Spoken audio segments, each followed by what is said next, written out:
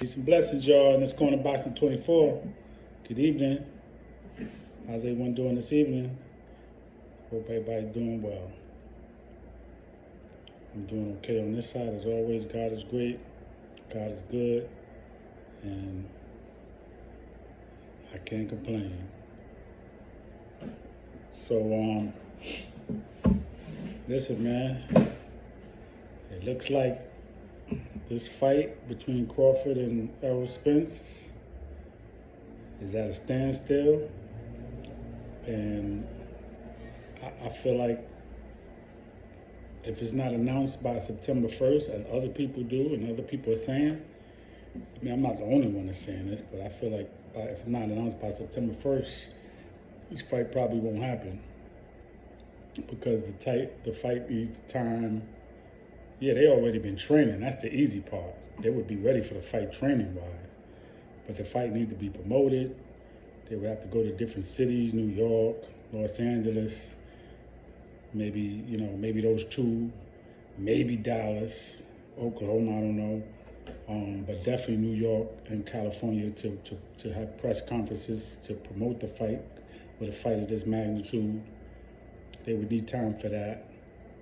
That's number one. Number two, if the fight happens if they announce it now, the earliest the fight could really happen is November, December. And even if it was the end of October, anything close to the holidays is not going to work. You got Thanksgiving, which is the end of November, Christmas, which is the end of December. And then you're asking people to dish out money for pay-per-view. The pay-per-view, we know the pay-per-view is going to be at least $70, $60, $70. So we know that's going to be hard. Then I also heard reports that there's only a couple of dates that they could use in Las Vegas for the MGM Grand or the T-Mobile Arena. And again, that falls into the holidays, November 19th or December 10th. So that's most likely that's not going to work. So it looks like this fight is at a standstill. Now, I just heard something else about the money, which I kind of knew that was part of the issue anyway, because in the podcast that Sean Porter did with Terrence Crawford, which was over an hour, and his panel on the Porterway podcast, they talked a little bit about that. I was asked Terrence Crawford, a lot of different questions, and he answered a lot of different questions. And one of the things that Sean Porter mentioned was that the money wasn't right. So, I mean, I kind of knew that. And I remember months ago, Sean Porter saying that both fighters deserve the money that they want, but Crawford in particular. Okay, because we know most likely Spence is going to get what he wants because he's a PBC fighter. And I'm not saying anything against PBC and Showtime, anything like that. That's not what I'm doing because I don't know what the offer was. I just know what I'm hearing. But I'm just saying, Spence is a PBC fighter, so they're going to take care of him.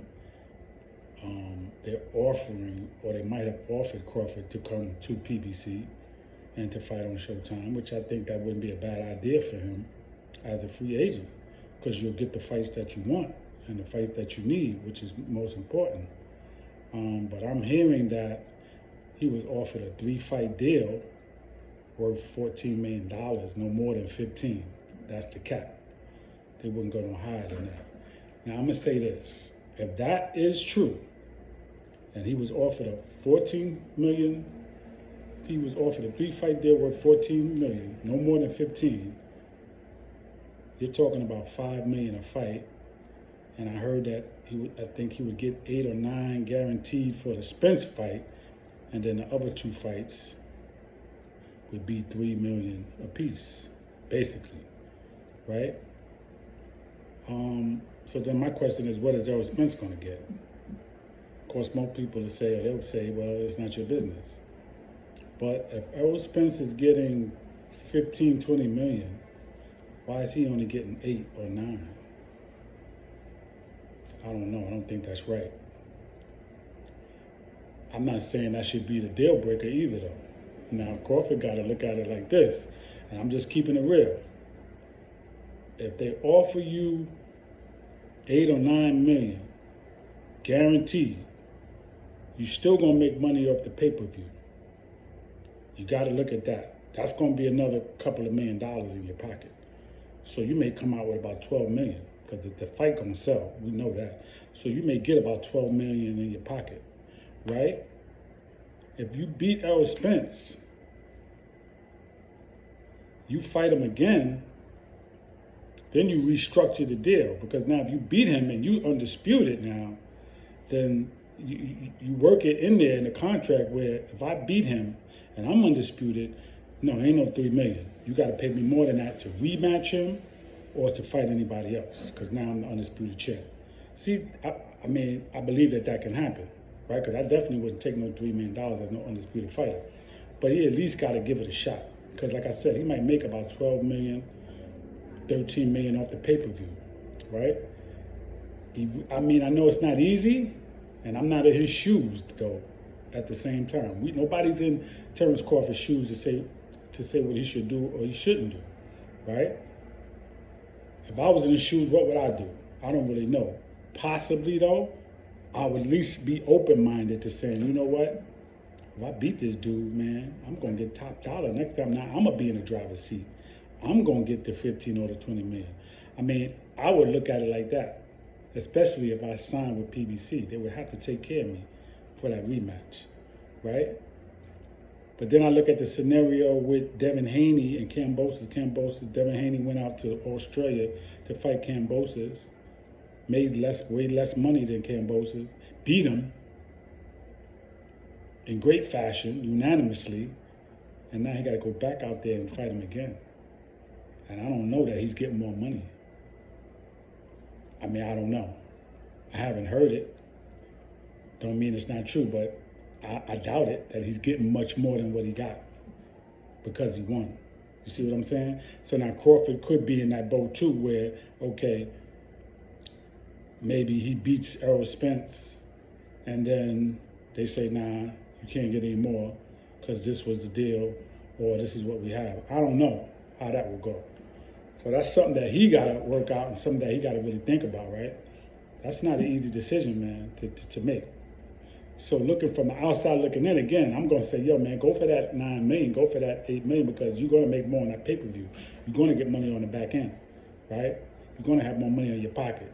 You're probably going to clear a good, after paying your trainer, doing this, doing that, you're probably going to clear a good 8 million in your pocket. That's not a bad payday for a fight, right? 7, 8 million, right? After everything. Okay. Then, but then again, like I said, he gotta, he's probably saying, well, damn, yeah, right. Look what I'm getting after that. And then if I'm not sure what's going to happen if I beat him, then why am I doing this? So all of that has to be worked out. So that's what I heard, that it was a 3-fight deal worth 14, no more than 15 million. Again, I don't really agree with that.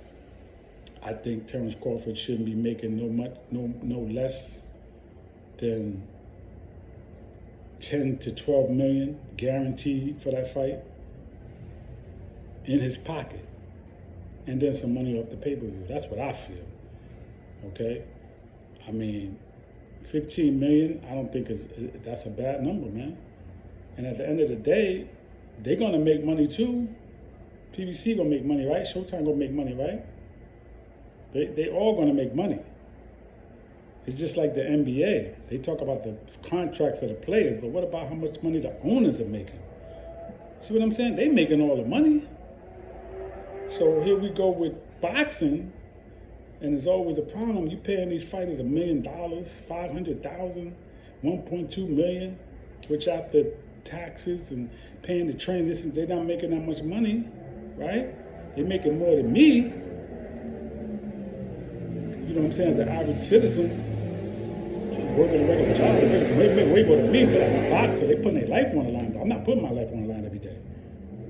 They putting their life on that. Boxing is a serious game, man. You get knocked out. You could get a brain hemorrhage. You could die from one punch. Boxing is no guarantee, man, that you're going to live to the next fight. So they deserve top dollar, right? I don't feel like no fighter should be making no $500,000 to put his life on the line, right? I think 1 million should be the cap for every fighter, even if they just starting out, man. Just like the minimum wage should be no less than $25 in America, right? Every state, no less than 25. So I'm just saying boxing should have a cap like that too. And I'm just saying Terrence Crawford got a decision to make. Because the bigger picture is if you beat Errol Spence, and I believe he can beat Errol Spence, then you can negotiate for more money for that next fight, for that rematch, depending on how you beat him. Now, if he knocks him out, you don't have to give him no rematch. Maybe, I don't know. But it probably will have a rematch clause if they fight. And then you leverage for more money. But you got to know that beforehand. So he would just have to work that out. So that's what's stalling the fight, man. You know, is the money part. You know, and again, Sean Porter said it best, man. He said they both deserve the money that they want. You know, Errol Spence got the IBF belt from Kell Brook. If I'm not mistaken, he got that WBC belt because Keith Thurman, that belt was taken from him. He was stripped of that belt. And then he got the WBA from Ugas, who beat Manny Pacquiao, who beat Keith Thurman, right? Because Keith Thurman had 2 belts. If I'm not mistaken, that's how it went. So when people say, you know, go back to all this work that he did to get the belt, okay, he wanted to go to England. I mean, that's what he had to do, right? He got a belt. That's what boxing's all about. Crawford wasn't even a welterweight when he went to England. You know what I'm saying? To get that belt. Crawford, so I'm just saying, come on, man. Well, Crawford was just becoming a welterweight, right?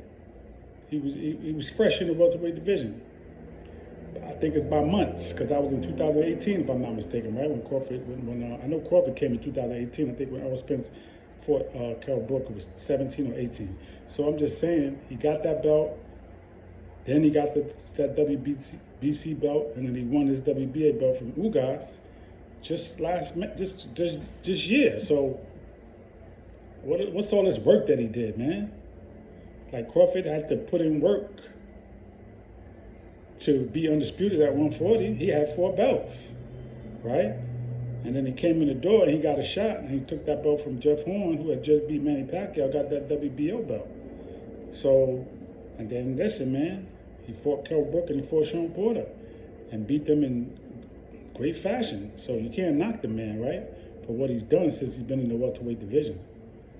And I will agree with him on this. At the end of the day, he's going in the Hall of Fame. He don't have to fight Errol Spence. He don't really need Errol Spence to cement his legacy. I would say Errol Spence needs him more because Errol Spence wants to be undisputed, and he wants that other belt. So if Crawford says, I'm not fighting him and move up to 154, he's stuck, right? Crawford is not really stuck, man. Even if he retires right now, people keep talking about he's going to be 35. Man, he's in his prime, man. He's good. He don't drink, he don't smoke. That's nothing. 35, he's still young, man. Okay? Floyd fought till he was how old? Come on, man. George Foreman was 45 when he beat Michael Moore for the heavyweight. Stop, man. How old was Bernard Hopkins when he stopped boxing? 48? Man, cut it out, man. Cut it out, man. 35 is nothing, man. But it just depends on what he wants to do. And I think he did say he don't want to fight until his 30, which would mean 37, 38. So he really want to clean up and do what he can do right now, right?